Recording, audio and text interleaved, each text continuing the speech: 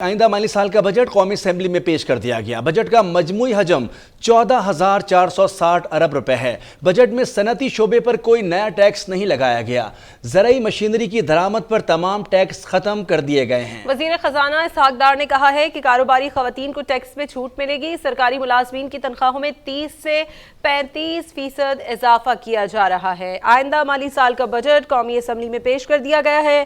Budget کا مجموعی حجم 14,460 ارب روپے ہے۔ بجٹ میں صنعتی شعبے پر کوئی نیا ٹیکس نہیں لگایا گیا ہے۔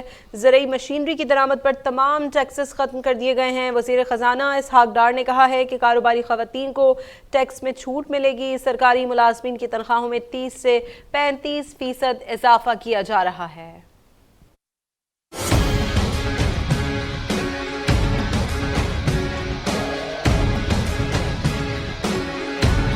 وزیر خزانہ اسحاق ڈار نے آئندہ مالی سال کا 14,460 ارب روپے کا بجٹ قومی اسمبلی میں پیش کر دیا۔ بجٹ دستاویز کے مطابق FBR کا ٹارگٹ 9,200 ارب روپے مقرر کیا گیا ہے۔ بجٹ میں ترقی کا ہدف 3.5% رکھا گیا ہے۔ آئندہ مالی سال بجٹ کا خسارہ 7,573 ارب روپے ہوگا۔ زرعی مشینری کی درآمد پر تمام ٹیکس ختم کر دیے گئے۔ معیاری بیجوں کی درآمد پر تمام ٹیکس اور کسٹم ڈیوٹی ختم کر دی گئی۔ وزیر خزانہ نے صنعتی شعبے پر کوئی نیا ٹیکس نہ لگانے اور کاروباری خواتین کو ٹیکس میں چھوٹ دینے کا اعلان کیا ہے۔ پیٹ سکریپ پر کسٹم ڈیوٹی جو اس وقت 20% ہے اس کو کم کر کے 11% کیا جا رہا ہے۔ Capacitors, adhesive tapes, mining machinery, rice mill machinery, machine tools اور مینوفیکچرز کے دوسری ایسی اشیاء جو ہیں ان تمام چیزوں کو بھی کسٹم ڈیوٹی سے اس کے اوپر استثناء دیا جا رہا ہے۔ ٹیکسٹائل کی انڈسٹری کو فروغ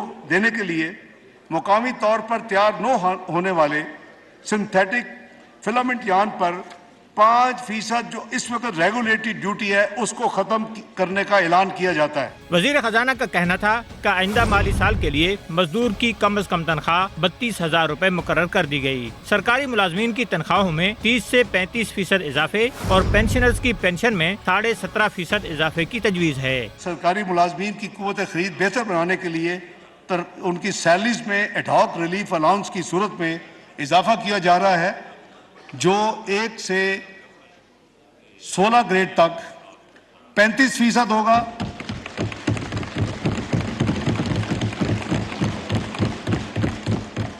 اور 17 سے 22 گریڈ تک 30% ہوگا۔ وہ تمام چیزوں کو مد نظر رکھتے ہوئے لیکن مہنگائی کو سامنے رکھتے ہوئے ان کی مدد کے لیے 17.5% سرکاری پینشن میں اضافہ کیا جا رہا ہے۔ وزیر خزانہ اسحاق ڈار نے کہا کہ حکومت عوام کو ریلیف دینے کی کوشش کر رہی ہے۔ یوٹیلیٹی اسٹور پر کم قیمت اشیاء کی فراہمی کے لیے 26 ارب روپے خرچ کیے ہیں۔ پیٹرول 20 اور ڈیزل 35 روپے کم کیا گیا۔ مہنگائی کم ہوگی۔ گریڈ 1 سے 16 تک کے ملازمین 35% اور گریڈ 17 سے 22 تک کے ملازمین کو 30% ایڈ ہاک الاؤنس ملے گا۔